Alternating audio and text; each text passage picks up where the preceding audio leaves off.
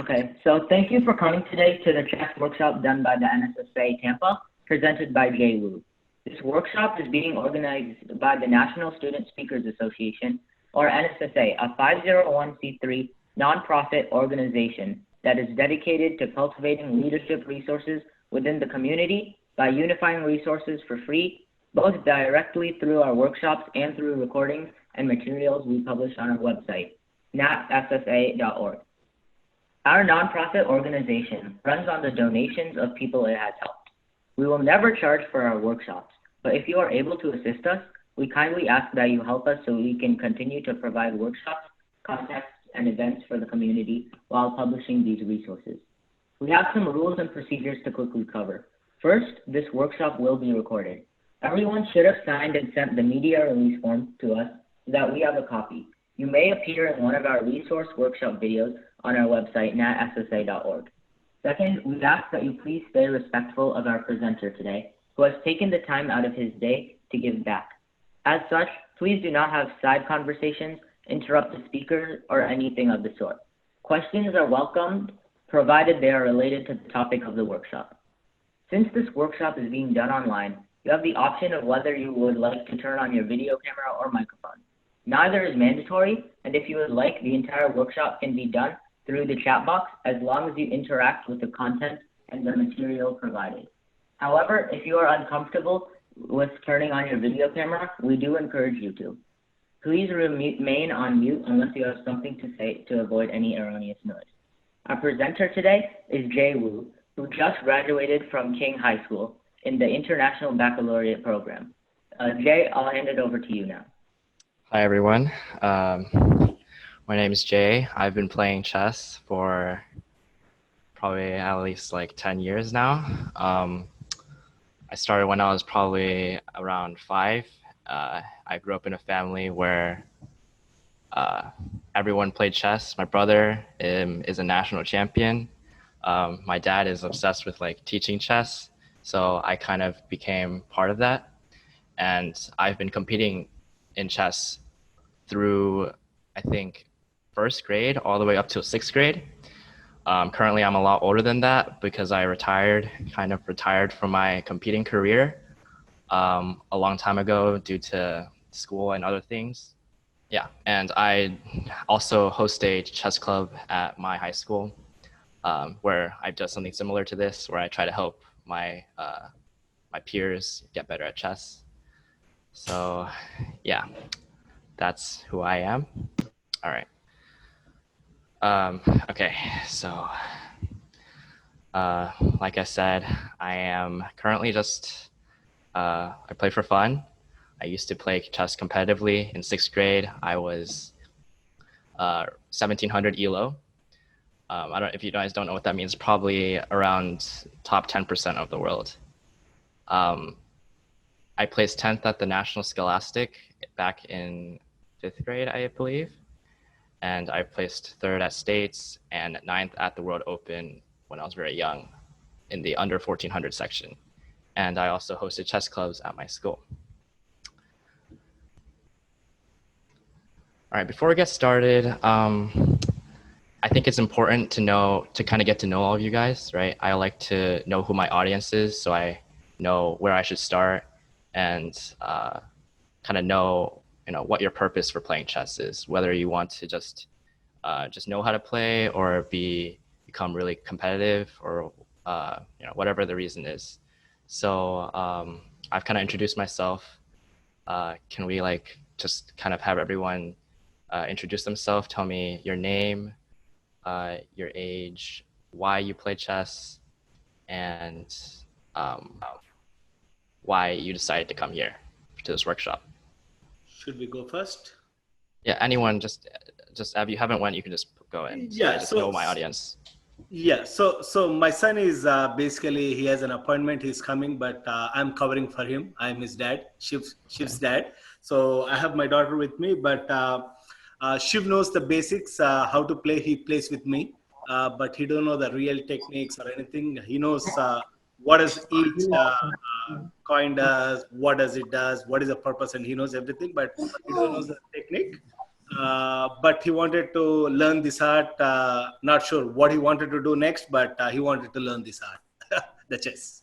Okay, cool. Got understand. All right. Next person, anyone wants to go? I'll just call on someone, okay? Me. Bill. Yeah, Bill. Can you tell me, why you started playing chess and why you decided to come here, and how old you are as well? I found a chessboard one day. I just put all the pieces there. Right. And then I moved them a little. Yes. Yeah. And I'm 17. Great. So why did you decide to come here in the first place? Oh, because of you. Because of me? Oh, that's nice. Okay, thank you. All right, who else is here? People call me Nadish. Nadish, okay. Hi, Nadish. Hello, my name is Nadish. I'm 12 years old. Okay. And I want to play chess because I want to be competitive and I want to be the world chess champion. Oh, me too. So how advanced are you so far? And I know the chess pieces. I know how the pawn moves, how the rook moves, how the knight moves. So just kind of piece movement, right? Yeah. Okay. Are most people on that boat where you kind of just know how the pieces move, but are unaware of any type of strategy or all those more advanced type of things? Is that true? Yeah, that's true. Okay, thank you. All right, so with that in mind, I want to just kind of take some time first to kind of interact with you guys, see how advanced how you think about chess, how you see certain positions, and I'll just do that with something more simple first. So okay, so in this position we have white with white to move. We have white with 2 rooks and a king to black's just 1 king. So are there any suggestions to how to win this game? You'd want to force Black's king up to the back rank or a single file on the edge. Right. So what is your idea to doing that first? How would you force the king to the edge? Well, you can't go rook e5. Or sorry, yeah, you could. You can go rook e5. Yeah.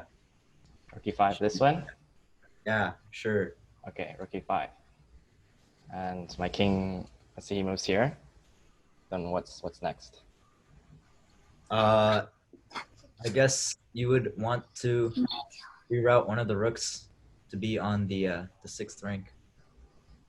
All right, so this rook But you want keep to it on 5th. you want to move him like this, right? Right, yeah. Okay, so your idea is to kind of make sure that he can't cross back, right? You want to make sure that you can force him onto an edge, so the king has less squares to go to, right? Does everyone understand the concept of check and how the king works? Yeah. Yeah. Okay. So, yeah. So we want to, in order to checkmate the king, we want to make sure that the king has as little squares as possible. So with 2 rooks, we can cover. I need 2 numbers. We can cover 2 entire files. So we want the king to be on the edge file first, right? So this is how. Okay. This is how we would want to finish any game. We want to be able to trap the king. So this is called checkmate. So like Andrew said, we want to force the king to move toward the edge first. So if I go here, and then again, using this rook, that now we have this rook controlling the king from passing over. We move this rook down. And now we have, the king has to go to the last rank. And then lastly, we have this rook coming down, and that's checkmate, because there's no more space for the king to run away anymore. And this rook controls this file, and that's checkmate. So does that make sense to people? Does everyone understand how that works? Yes. Yes? All right.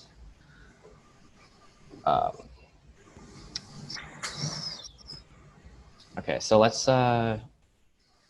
try something a little bit harder to see, I know, how skilled you guys are. Chess. This is just. Yeah. It's just teaching us chess.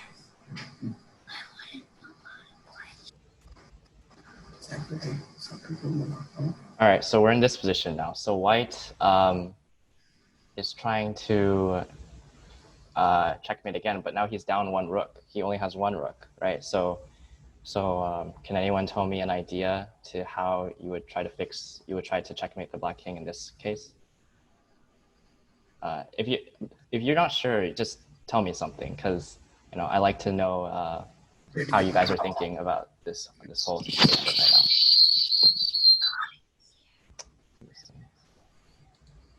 I have an idea. All right, sorry. Okay, who is this echo? Is it this? All right, we're good, I think. What's your name? Sorry, I wasn't sure who was speaking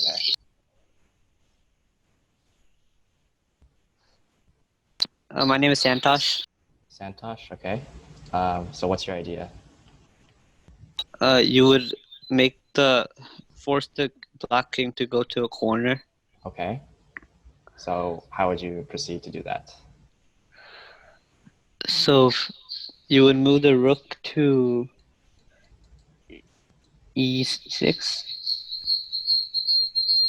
or e5, I think. E5? Wait, hold on. Can everyone mute themselves for a second? If you're not speaking, just mute yourself because there's some type of echoing going on right now. Thank you. All right, so black, let's say black makes this move. You said rook e5, right? You said go here, right? Yeah. Yeah, okay. So after this, now what does that accomplish, right? You've been able to restrict the king from moving upward at this point, right? So your goal is, I assume, to get their king down to this area right here, right? Yeah. All right, so let's say he moves here, then what's the next idea?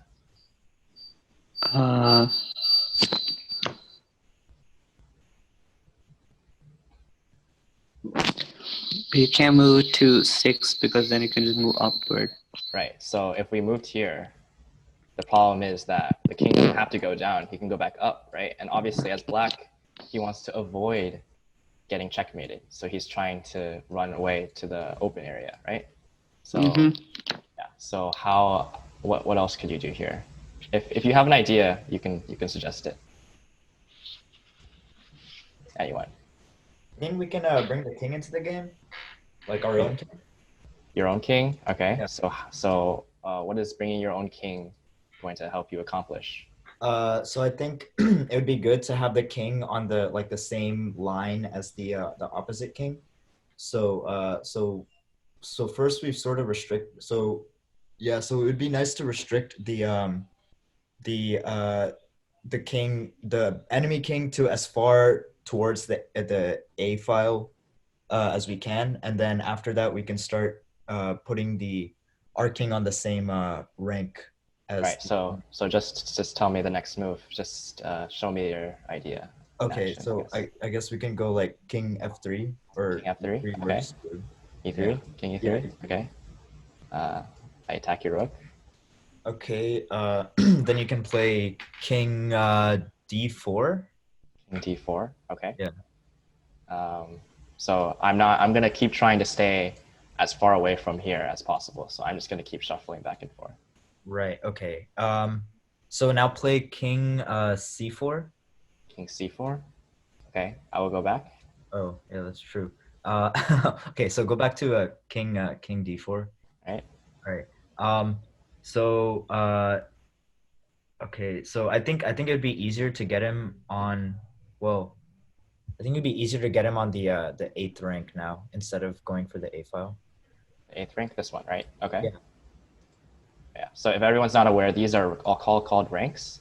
So this is the 1st, 2nd, 3rd, 4th, and all the way to the 8th rank, and then these are files. So you see the A to H. So that's how we refer. So Andrew says the 8th rank and the A file. So that's how you refer to the squares on the board and the ranks and files. All right, sorry, you can keep going.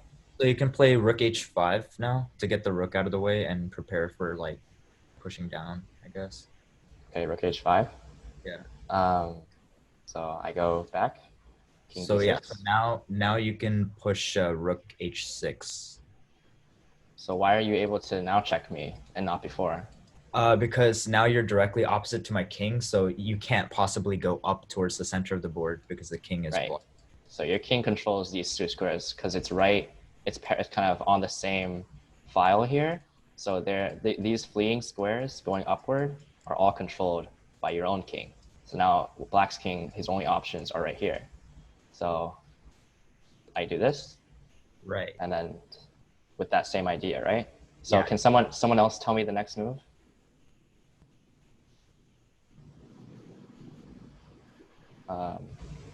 Me, All right, what's your name? Arnav. Arnav? Okay, nice to meet you, Um, Arnav. What do you think, Arnav? Move the white king Right? White to king. d5. D5, okay. So I'm gonna stay off the 8th rank, and I'm gonna keep staying on here. Move the white king Mm-hmm. to e5. All right, and I'm gonna keep going. To f5. The king to f5. Then now, what's your plan?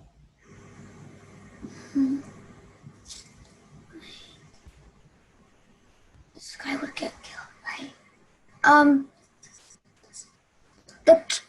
The king to g5.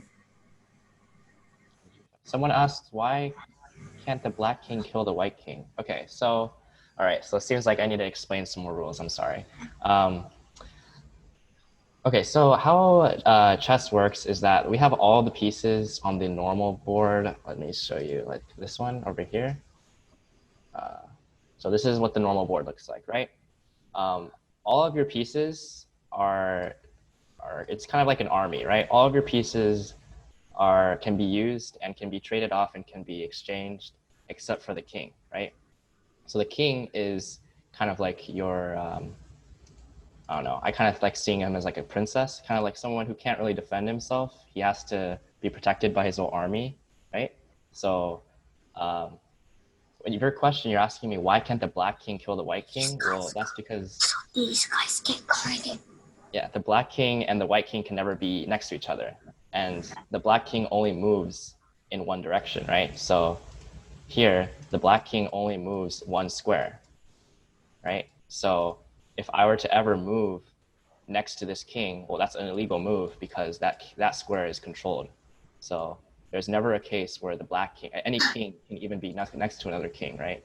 Because then that would put your king into trouble, and you're not allowed to put your king into check, right? Because that violates the rule.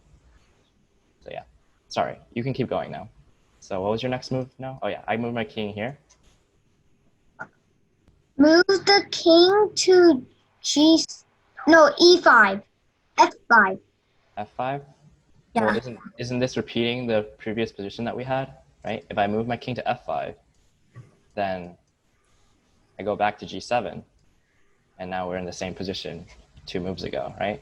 We just had this position. So Rook to g6. here, No, rook. rook. Not Okay, king. rook. Okay, rook to G6. All right. I go king H7. Wait, no. Rook to what? Sorry. Okay, sorry. Okay. Okay. Move the king to f6. Okay. I move my king to the corner because that's my only square. Okay. So this will be the checkmate, and we put the rook onto g7. Rook on G7. So now my king can't move anywhere, right? So is this checkmate? Is this checkmate? Yes. All right, so this is actually something called stalemate. This is not checkmate. This would actually end in a draw because the black king, although he can't move anywhere, right? He's completely stuck, and you've managed to do that. He can't. He's not being attacked currently, right? Nothing is attacking him. So if black is in a case where he can't make any legal moves, but his king is also not being attacked, he is in something called stalemate, and the game just ends in a draw here, right? Okay. So you need to make sure that when the king is stuck, he's also being attacked, right? So you need to make sure your rook is attacking the king in that final position. So like try to imagine that in your head, right? You need to try to be able to imagine what that position would look like in your head, so you can kind of have a direction when you're making all your moves here. So do you want to start here again? Okay. Does anyone else have any suggestions? I have an idea. What if you moved the rook to a6? What does moving your rook to a6 do? So then the black king has 5 options. So 3 of them would be to move into the back rank, which the black king would avoid to do. Right. If the black king moves to h7, then the white king can move to g5, and then the black king has to move back to the 8th rank, or they're both in line. Right, The so other you're option, aligned. the other option the black king had would be to move to f7, in which Right. case you move the rook to a7, then the black king has to move back.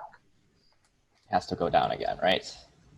Okay, so now we've been able to accomplish that. We've been able to make sure that the black king is stuck on the 8th rank, and this is making sure that he can get checkmated eventually, right?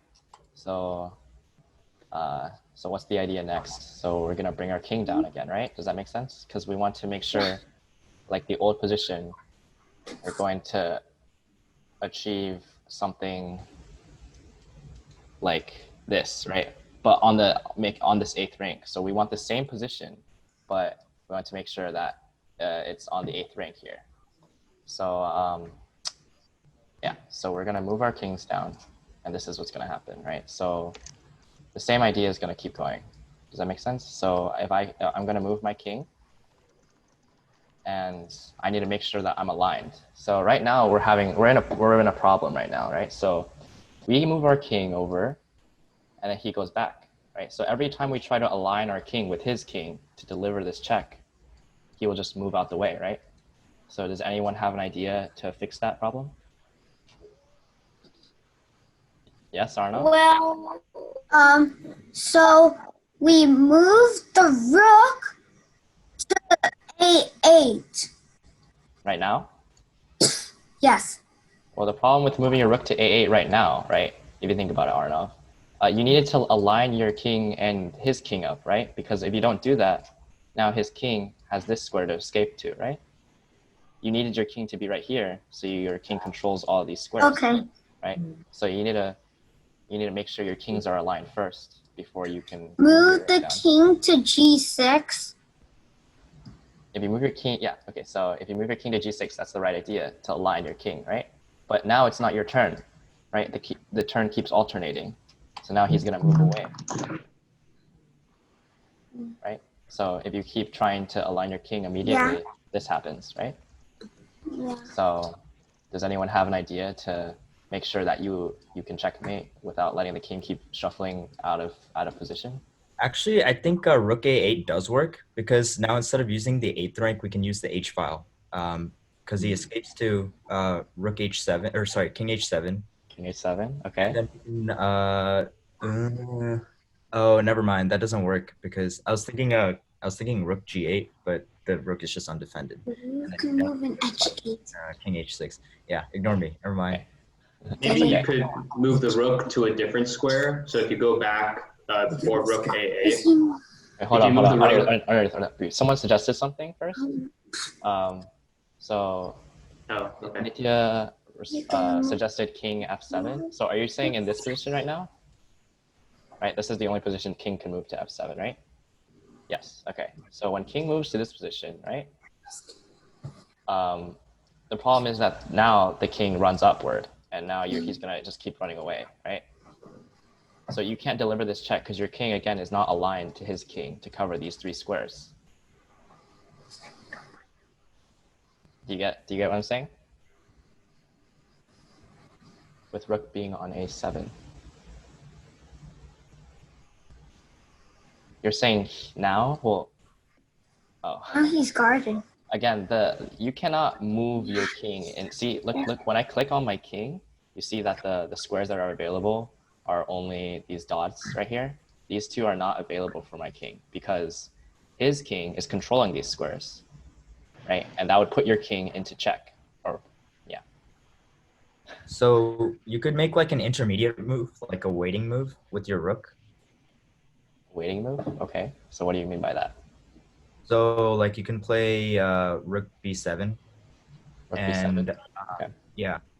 So now if he goes into rook h, if he goes king h8, then you can play king g6, and he's forced to play king g8, which aligns the two kings. Uh-huh. And Or if you now, play, okay. yeah, Oh yeah, and yeah, or if you back in this position. It's his Yeah. turn now. So every time he has to make a decision to move into your king, right? right, So, or she, right, Bill? Right. Okay.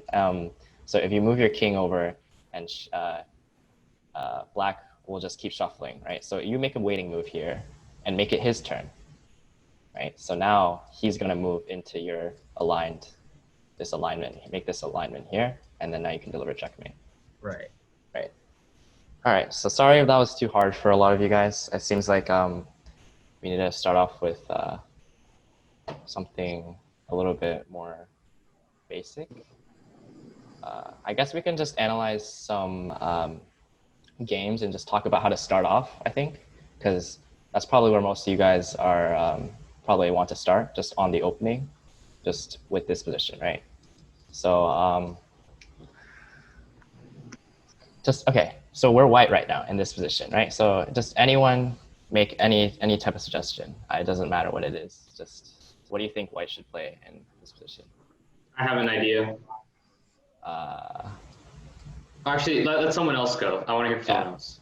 Yeah. Okay, sorry. So anyone? Me. Sorry, I can't see your hands. Oh, Nadesh, please. You can move the white pawn to e4. You want to make this move? All right. So what makes you feel like this move is a good move?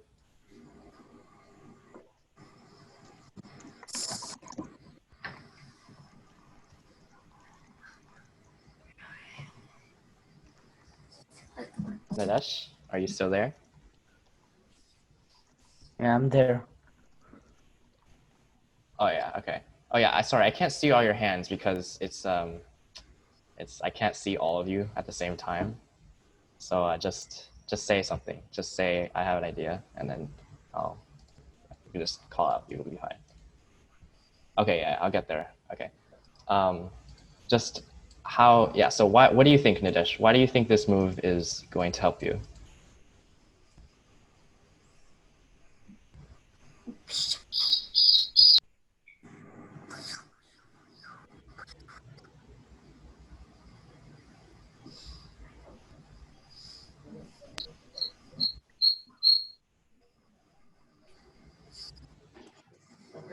Hello, Nadesh? Are you still here? Yeah. I'm just thinking about. Oh, you're thinking. Sorry, my bad. I'm not trying to rush you. But just tell me, like, why, when you suggested this move, you were pretty, quick to suggest this move, right?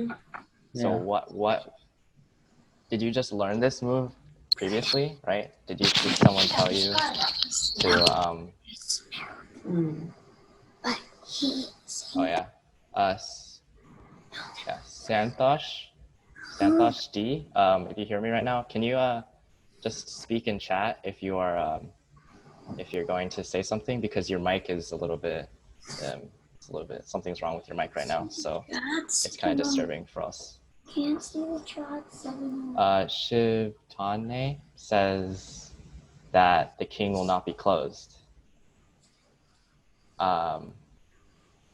Arnav. Okay. The king will not be closed, so that you want to give your king some space, right? That's your idea? Well, in chess, one of your main kind of ideas you need to make sure you keep in mind is that you want your king to be safe, right? You don't want to have problems with your king, because if your opponent decides to attack you, right, then you need to make sure that your king has defenders, right, to make sure you don't lose immediately. So your idea to give your king space, well, Not you really don't want to move your king out this way because you want to make sure that the king is kind of behind on this, kind of stays at home, kind of stays behind your wall of pawns, right? You want to stay behind to make sure your king is safe. So yes, this does give your king a square, but that's not really the main purpose of the move. So yeah. So can anyone tell me why this move that Nidesh suggested is a good move? So I think it's useful because it sort of grabs control of the center, like early on. You know, it goes for the center pretty quickly, and I think having control of the center is like a good thing to do. Okay. So that's good. Let me try to ask someone who hasn't really spoke yet. I've been looking. Okay. Can I? Sorry, what's your name? Tanush?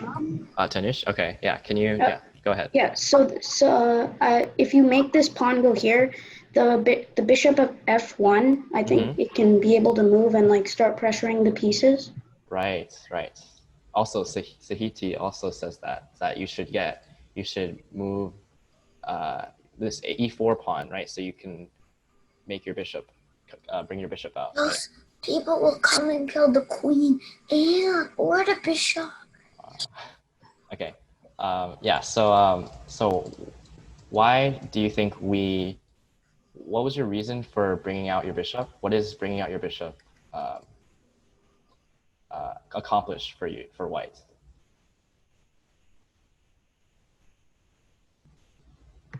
So you can pressure the pawn at f7. You want to pressure this, so you want to move your bishop here, right? Yeah. To pressure this guy. So yeah. Okay, that's a good idea.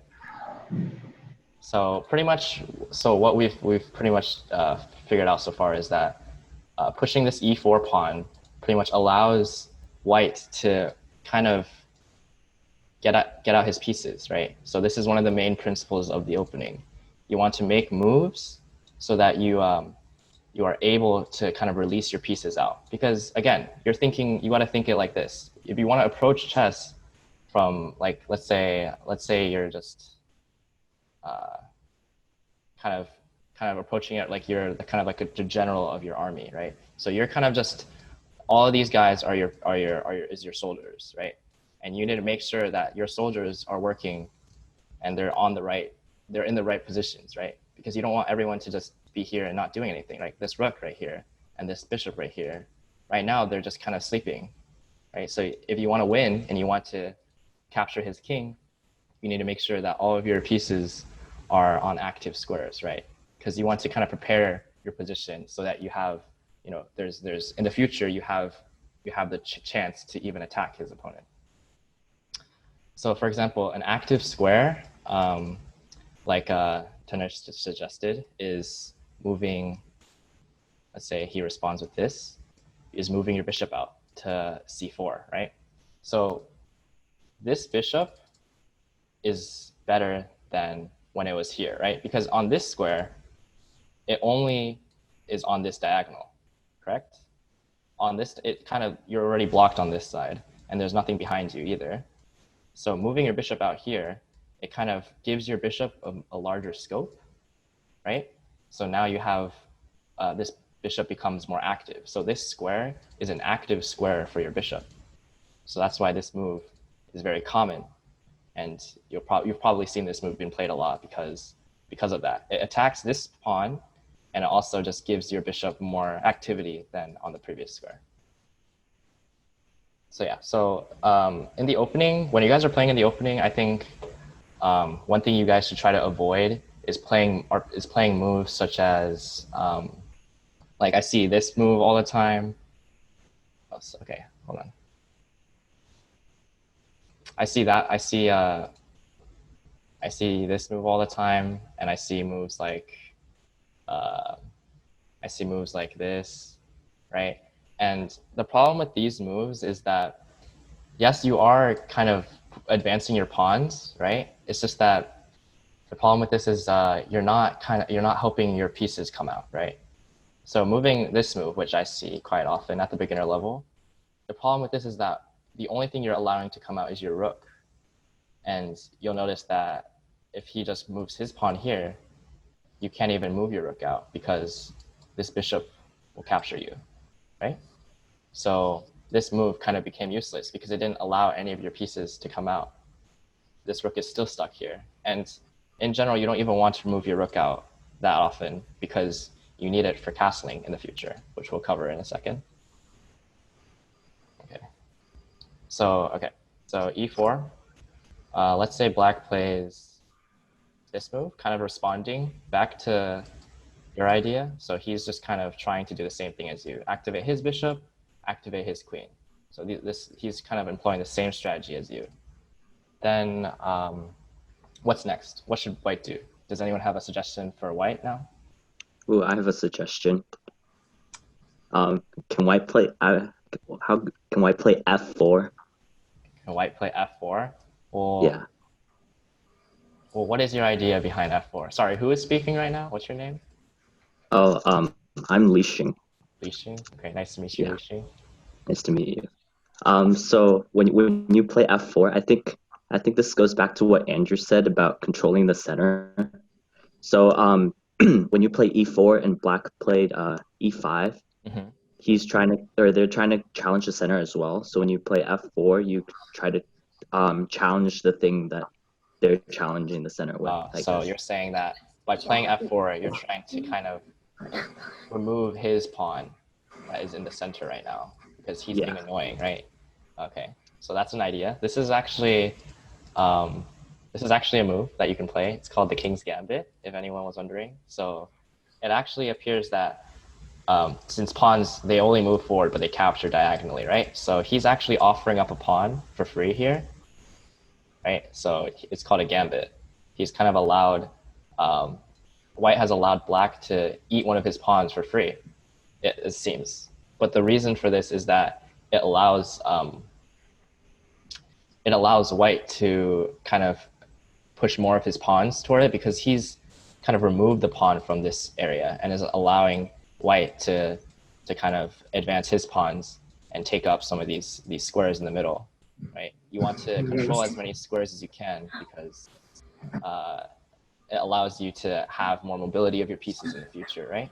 So if you're controlling more of these center squares, which are important because in the future, if you ever need these squares for like your knights, right, or your bishops, they have a large scope on these squares, right? They're the best squares in the game, pretty much throughout the whole game.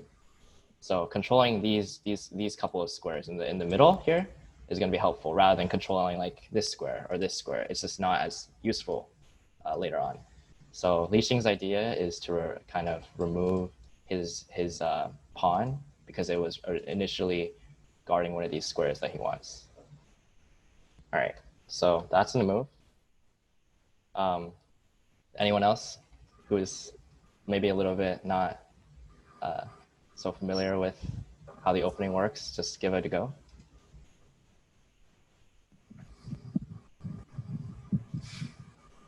Could you move one of the knights? You could. So what knight would you want to move? I like the one on the right. This one, right? Okay, so where do you want to move him here? You can move him 3 spaces, right? So which one do you want to move him to?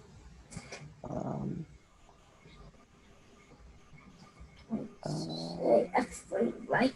Because this guy could get killed. Yeah. Oh, I heard. Oh, yeah. Okay. F3. So I heard the idea. So someone suggested that you want to move this guy here.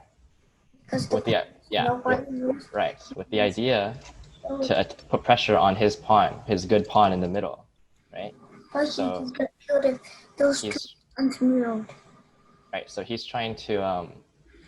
This move tries to remove this pawn and just put pressure on him, right? So this is also a very good move. This is actually the most common move, and this is probably the most intuitive move for most players because you want to just immediately put pressure on the black's position, right? Black now has to respond to this move, and he can't just do whatever he wants. So if you were black in this case, what move would you consider?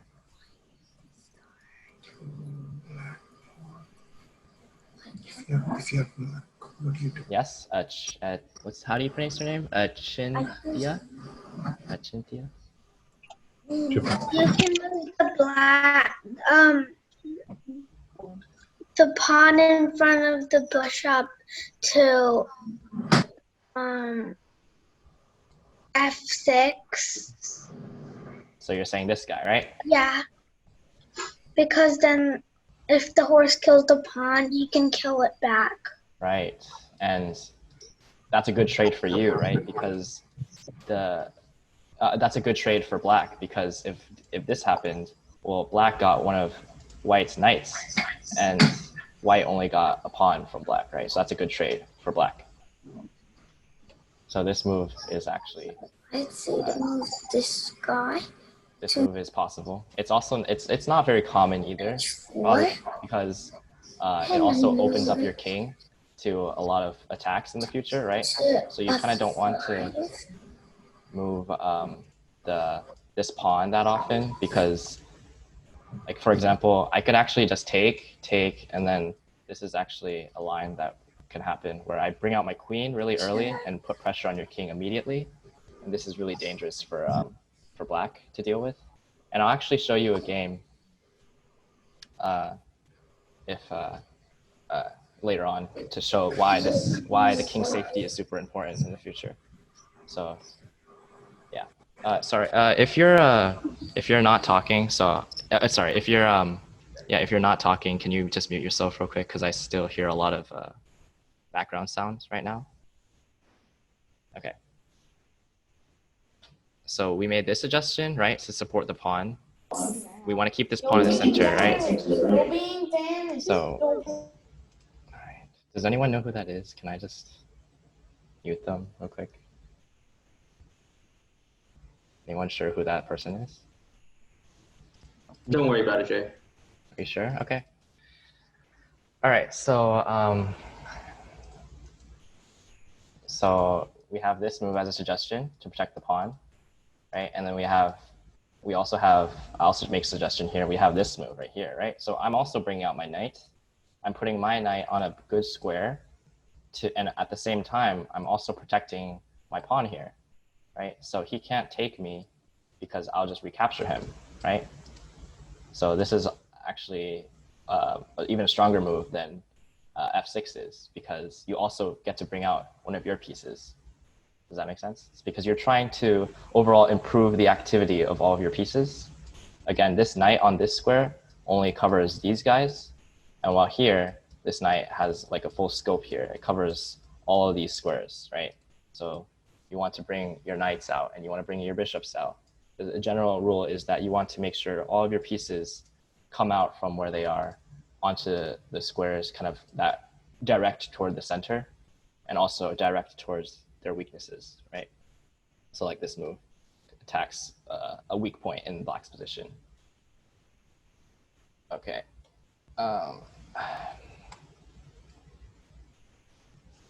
So I'm gonna make a move for white, and I'm gonna ask someone to tell me why this move is a good move or a bad move, or just evaluate whether this move is a good move or a bad move. So does anyone have an idea as to what this move does for white? I've got an idea. Who am I speaking to? Arnav? Yes. Okay, Arnav, what's your idea? White is a good move because the bishop could kill the knight, which is over here.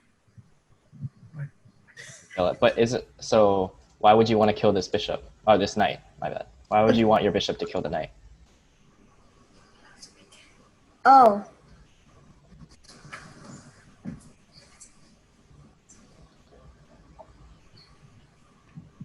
Don't you do you know that the knight and the bishop are okay? So someone says that the bishop is weaker than the knight. That's actually, I think it's the opposite. Actually, they're actually about equal.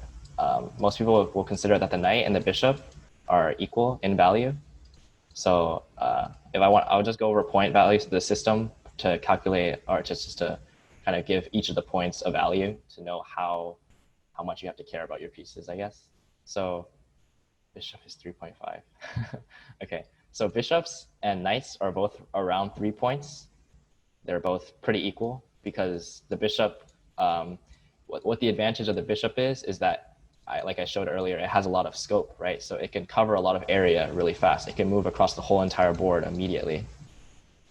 And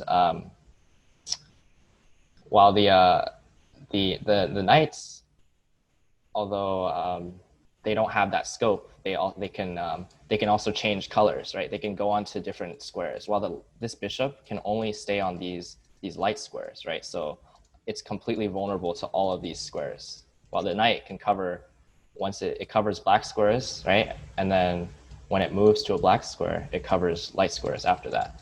So you can actually change the color of your knights. So in terms of a range, it has less, but yeah, it has more mobility overall. It can move to any square on the board is what I'm trying to say.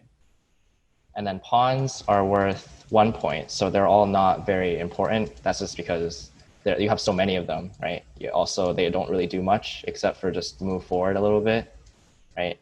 They're mainly used to just protect each other and to kind of create like a wall for your king in the future, right?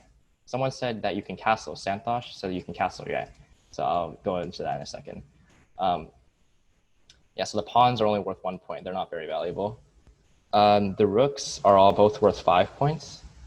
That's because they're kind of like bishops, but they, like I said, they move vertically and horizontally. So they can kind of go through. They have a lot of range at the same time as they can switch colors every time as well if they want to.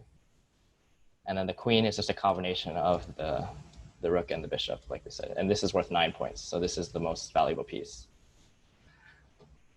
Okay, so now that we got over that, Tahiti says, isn't castling when you switch your rook and king so the king is protected behind 3 pawns? Yes, so I'll get to that in a second. So when this bishop and this knight, like you said, I forgot who said, but they said that the bishop is weaker than the knight. So they're about the same.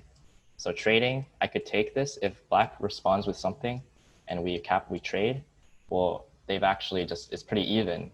It's a pretty even trade because the bishop is actually, and the knight are actually like the same value. So can someone tell me the purpose of playing this move rather than trying to just exchange off the knights? Santosh says, can't you swap the pawn with one of your captured pieces when one of your pawns reach the other end of the board? Oh, yeah. Oh, yeah, so that's another rule. So if you get your pawn to the very end, your pawn can become any of these pieces. That's called promotion. We'll get to that in a second. You don't know? All right, so it seems like a lot of the things I'm talking about are a bit too complex. So I think we should kind of just go back into just start talking about more of a how you should approach chess, right? So I've played chess for a long time. How I started off playing chess and how I got improved really fast. Okay, so I'll finish this thought and then I'll start going into So pretty much what this idea is. This is called the Ruy Lopez. It's very important. It's a very common opening because the idea is pretty obvious here. Not obvious, sorry. It's just pretty direct. So the idea is to trade off these guys, and then initially the knight was protecting his pawn, right? So if I exchange off his bishop or his knight, then now I can win his pawn. So after all of this, we made an equal trade, but I got one of his pawns. So that's a advantage for white here. Okay, so that was the idea. And then castling, someone wanted to know about castling. So in this position, I can also castle, which is a special move in chess that allows you to kind of put your king to safety immediately. Instead of having to, like, if you wanted to, you could also just move your king and just hide it behind the pawns like this, right? But the problem with that is that it keeps your rook kind of stuck, and it's kind of hard. It's hard for you to get them out. So in order for convenience, I think they had this move where you can kind of swap the king and the rook around. So the king automatically is put into position where he's kind of safe behind the pawns, and the rook swings over the king, so the rook can come out later, and it's this way it's a lot more convenient. So castling is actually a really common move in chess games as well, because it immediately puts your king into a safe place, which is another principle that we were wanted to discuss, is that king safety is super important. If you think about it, if you put your king, like I mentioned, out in the open all the way over here, right? Then your opponent is going to give you a bunch of problems and can even checkmate you if your king runs out of places to go. So you kind of just want to hide your king in the corner so nothing will come and attack him, right? So you have a lot of defenders in front of you, so you should feel safe after this. And then, so we'll stop going into like specific things, because I think you guys need to just focus more on just trying to play more. Go on chess.com. I think most of you guys have an account. Just start playing more, just trying to get a feel for how the pieces move, and just focus on the one thing I want you to get from this part is that you should make sure you activate your pieces like we were seeing earlier, make your king safe, right? And also try pushing your pawns in a way that they are aiming towards the center, because those squares, like I explained earlier, will be important in the future. Okay, so so here's an approach. Here's how I would want you guys to kind of approach chess. So I have a question for all of you guys. So what are some things you should keep in mind before you start a game of chess? Like what is something that you think is important to kind of think about when you start to play a game of chess? Like should you focus on just being super safe and just not moving any of your pieces, or should you focus on just attacking as much as you can? So does anyone have like their own type of feeling toward the game? Like when you first start off a game, what do you feel like you should do? Like what is your main goal? I think you should try to forget who you're playing against.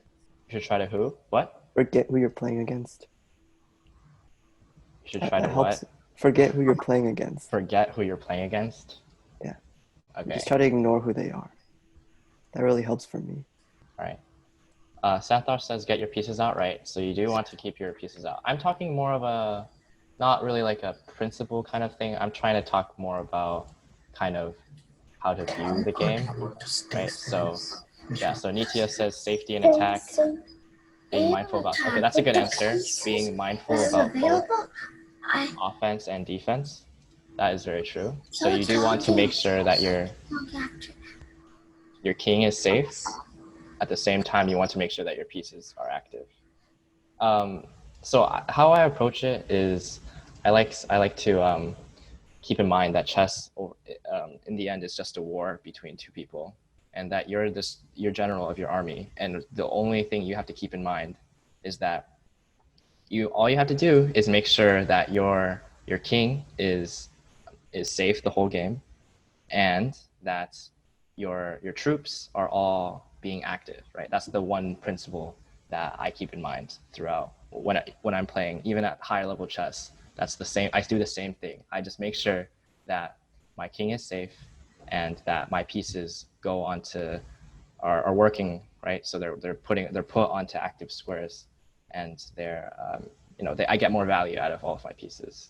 So I think treating chess like it's a war, where you just kind of use that analogy where you want your army to work, right? You want your army to be active. I think that is going to help you out. Another thing I want you guys to remember is that chess starts off even, right? So you might have a bunch of your own ideas to how you should, I think I should keep my king safe. I think I should put my pieces on good squares. I think I should control the center. You have all these different ideas, right?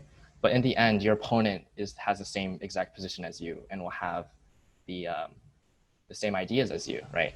So you're probably wondering, well, then how am I going to beat my opponent? Well, you have to kind of see the game like the only way to win is that you have to somehow outplay your opponent and get an advantage, right? So kind of like how I showed those end games earlier where you're up a rook, you're up 2 rooks, right? If you can get those types of material advantages, you can see how there's no way you can really lose, right? That you just have to be able to win. There's only ways you can win at that point, right?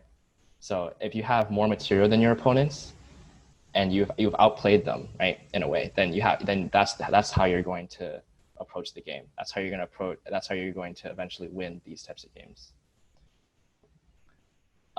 So I know a lot of you guys probably came in here thinking that I was going to cover all the different concepts that I knew, but in reality, I don't have a lot of principles to teach everyone. There's only a few main principles that I kind of want you guys to follow, which I already mentioned. In general, you need to focus more on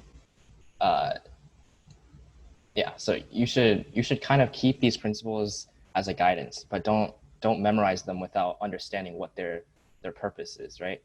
So like for example, the whole developing pieces thing, I don't want you to just keep that in mind. Oh, he says to develop your pieces. Well, it has to make sense to you, right? All these things have to make sense to you because that's how you're going to apply them in your games anyway, right? This is only knowledge, right? But you have to develop the skills to be able to do that, right?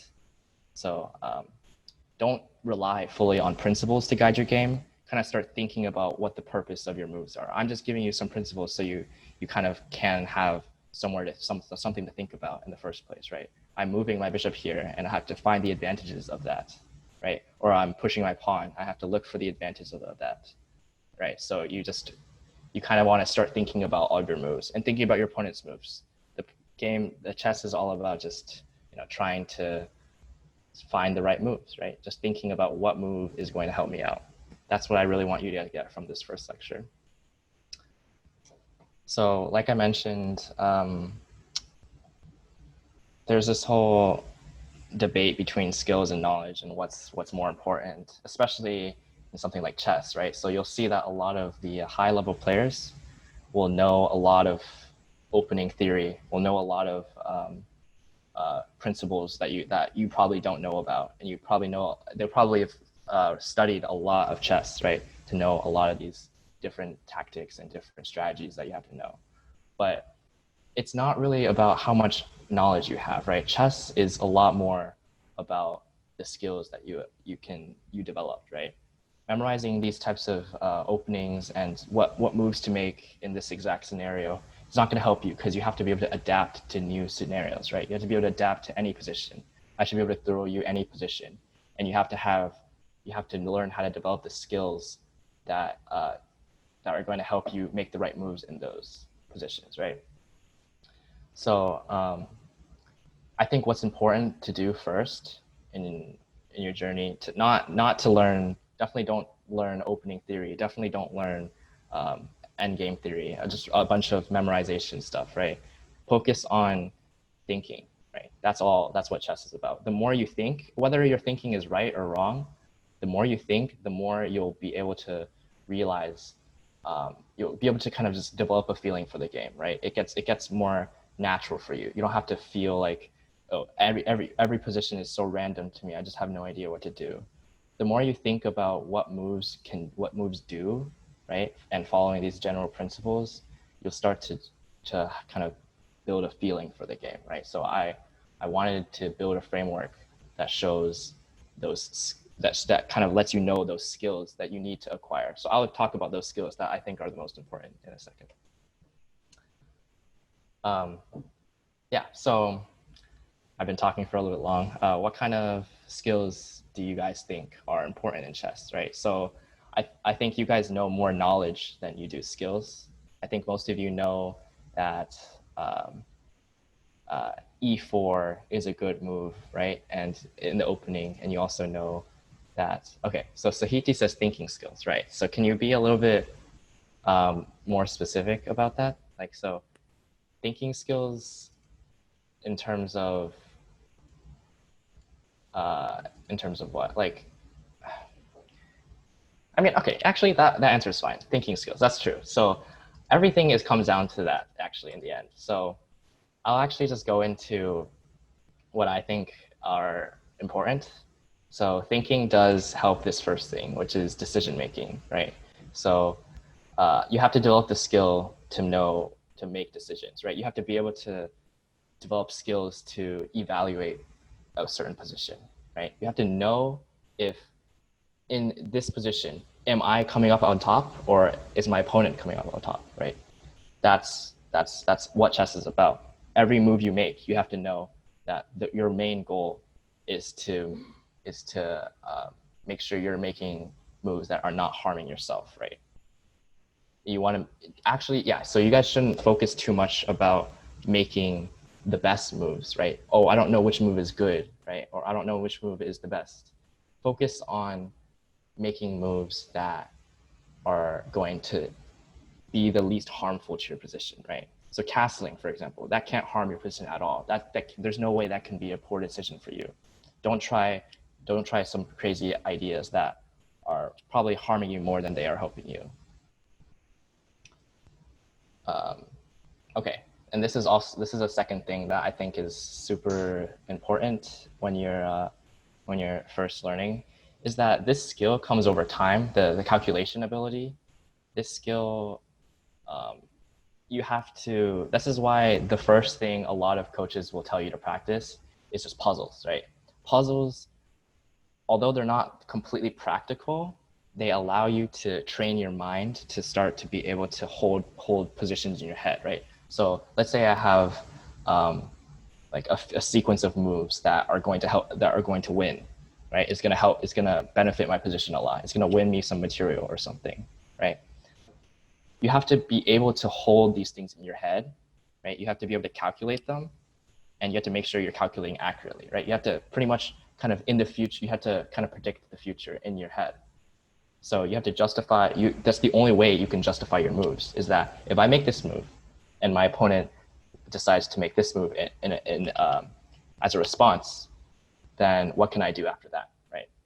You have to kind of, the more you're able to predict the future, the better your assessment of your moves will be, right? So the best players in the world, right, can look 5, 6, 7, 10 moves into the future precisely. And like computers, for example, the best chess players ever can look 30 moves, 40 moves in the future. So it's best that you first learn to become a better calculator, and yeah, a better thinker is pretty much what I'm trying to say. And I don't want you to feel like chess is super too complicated for you to learn. It is a hard game, I will admit, but a lot of the time chess is going to come to you a lot more naturally than you expect, right? So you'll know what moves to make the more you practice calculating and the more you get familiar with the ideas, right? So castling kind of comes naturally to you. You don't have to really think about what castling does at that point, right? You kind of just will feel that intuitively. And a lot of positions, like in the opening, right? You don't really have a clear goal for all of your moves. Like for example, sometimes we'll just play A3 in the opening, right? Just to control a square, or just bring my bishop out to E2, right? It's just, some of these moves are just not really having a goal, and that's fine, because you just want to make sure that you're following principles and you're not kind of making sure that you're following an idea in your head, right? Your idea is probably going to tell you, oh, I need to checkmate him, so I'm going to put my queen out here and my bishop out here and try to attack him, right? Those require a lot of calculation, and most of the time are not going to work, because you have to set up an attack and set up those things, right? So a lot of time you just want to make your position better, and a lot of time that can just be done through intuition and just by feeling. So that's something you're going to have to be able to develop too. And one point I want to make is that chess is not about how many skills you have but how strong you've mastered these important ones that I've talked about. There's not that, they're pretty much, this is all you have to be able to do, in my opinion. There's probably a bunch of other skills that you can develop, but those, it doesn't matter how many of them you have. It's more important that you get you've mastered them, and you kind of have these skills at a high level, right? So you want to be able to you apply these skills at a high level. You can master, like for example, in an analogy, for example, if you're a runner, right? You can run. Everyone knows how to run, but the best runners have trained their skills to become the best, right? So you have to train these skills. That's what you have to do first before trying to learn a bunch of new concepts. Okay, so how do you win a game of chess? This is the last thing I'll probably be covering today. And it seems like the first thing you want to learn, but I wanted to first go through an approach first. So can anyone tell me how do you win? Like, give me, don't tell me checkmate the king. Yeah, I know that, but just give me a few steps, right? Give me a few, like a step 1, step 2, step 3, step 4 kind of thing. I think a large part of it being persistent. So like so even if you have a small advantage, just making sure you maintain that small advantage and consistently making good moves and trying to convert that advantage to a win. Right. That's true. Okay. Achintya, what is your idea? By protecting your king. Okay, but isn't the ultimate goal of the game to checkmate your opponent? Yes. So I will agree with you that protecting your king is an important aspect of it, but in order to win, in order to win, I'm talking more like, how are you going to convert an even position that you're starting off with, right? Both sides of the board are even. How are you going to convert that into a position where you're completely winning and you know how to win? So someone says to protect your king better than they're protecting theirs, so then you can attack. That is true. So in a way, Achintya is right about how you have to make sure that your pieces your king is as safe as possible, right? So you don't have any chance of losing at this point. If your king is very safe, you don't have a chance of losing the game because your opponent is not going to be able to attack you, right? But if their king is less safe than yours, then you have the choice to attack them if you want to, right? So that's important, actually. So Achintya, my bad. I shouldn't have said you were wrong. That's very true. So the first thing I think is that you have to have some type of direction when you're trying to win, right? So it's kind of like it's like a step process, right? You're starting off with a position where both sides are equal, and then you want to move into a position where you activate your pieces and you keep your king safe, like I said, right? That's the principle of the opening. And then you're going to move into the middle game, right? That's after the opening. Everyone has developed their pieces. Everyone has made their king safe, right? So now what do I do? A lot of kids will get stuck here because they'll feel that, oh, well, I've already completed what I wanted to do. Now what do I do, right? At this point, you can't follow any clear guideline. You have to be able to look at a position and kind of think of a plan, right? You got to think, how am I going to achieve an advantage? So anyone, tell me if you've played any chess, tell me something that you've kind of felt like you can gain an advantage, like some way you've gotten an advantage, right? So like, I'm not talking about just checkmate out of nowhere. I'm talking about give me an example of you gaining an advantage. Like, what is an advantage? So when you develop your pieces, and say you've developed them more than your opponent has, then you have an advantage in that you control more of the board than they do. Okay, right. So the first step is what you're saying is kind of just to try to make more of your pieces kind of just achieve more activity than your opponent does, right? Because then you have more access to squares and you have more chances to achieve an advantage, right? But I'm talking more just specifically, what is an advantage? Like what is something that is, like tell me something specific that is an advantage, right? Like a clear advantage, I guess, not a positional one, just a clear tactical advantage. You can have. Maybe. Oh, someone else want to say something? Actually, you know what? I will say something. Maybe if you have like traded pieces, like if you traded your bishop for their queen, that could be an advantage. Exactly. That's what I was trying to get to. So you want to look for exchanges, or you want to look for kind of free material all the time, right? So achieving an advantage is kind of just trying to find your opponent's mistakes, trying to find where you can win material, right? That's how you're going to eventually win the game, right? So the next thing to do is, okay, the first thing, like we said, is to improve your position, right? The second thing is to achieve an advantage, such as making your pieces, like Li Xing said, make your pieces more active than their pieces. And then you want to capitalize on this advantage that you have, right? So you want to win something, win material, win something like a queen, or win even like a piece, or a pawn even is enough, right? So that's the next thing.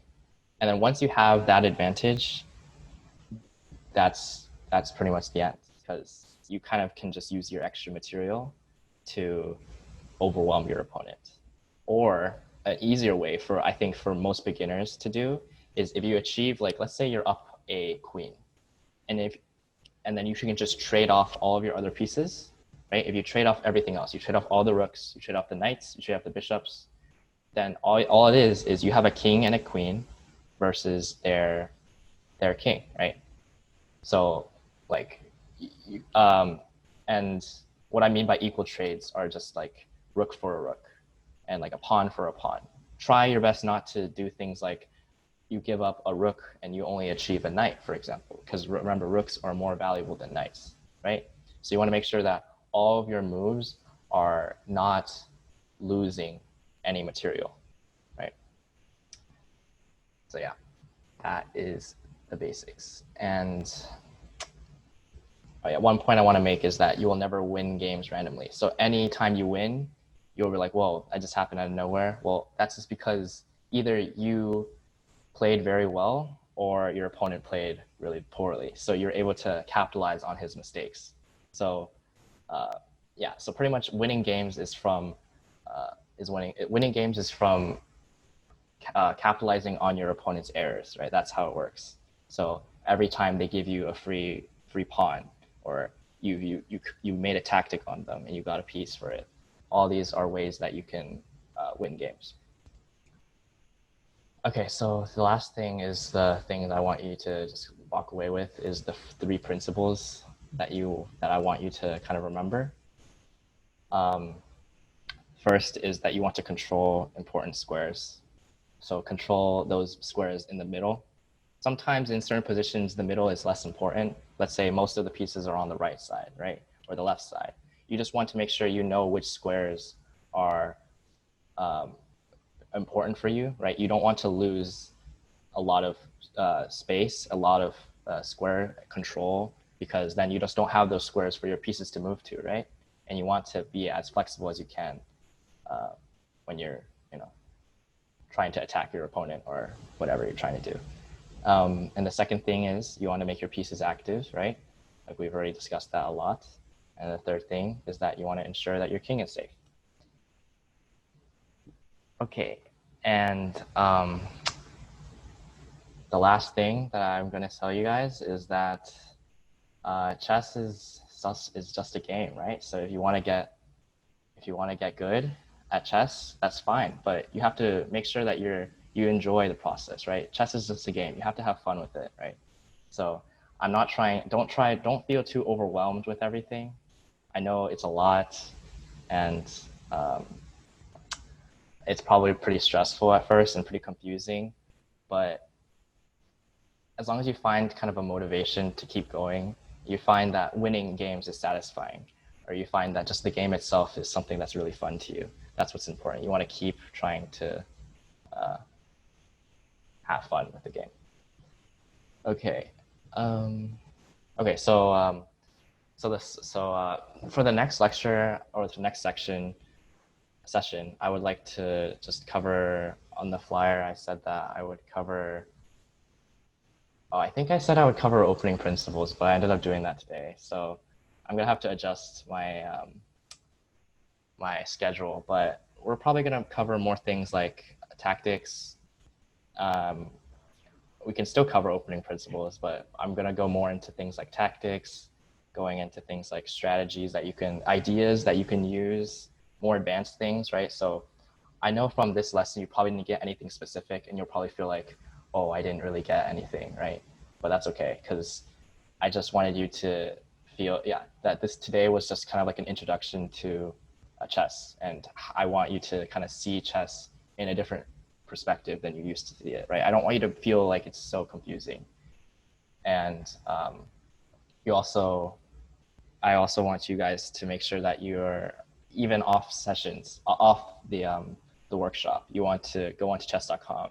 You want to just play more chess, right? The more you play, the more you'll think, and the more you think, the more you'll just develop a feeling for the game. So, if there are any more questions, so if anyone came in here with a question they had, right? If anything they're struggling with specifically, or anything they want to ask me, right? Go ahead. So how did you get so good so quickly? Okay. I think I mentioned this earlier. I think the main thing I did was I didn't actually learn any books or study anything like these principles. I never actually learned that you have to make my pieces active and I have to keep my king safe. All I did was I practiced tactics. Like I practiced puzzles pretty much. I just made my mind be able to handle situations that most people aren't able to. And that's how I just been able to kind of climb the ladder really fast. I just made my chess brain a lot more developed by just practicing, by thinking more and more. That's what I did.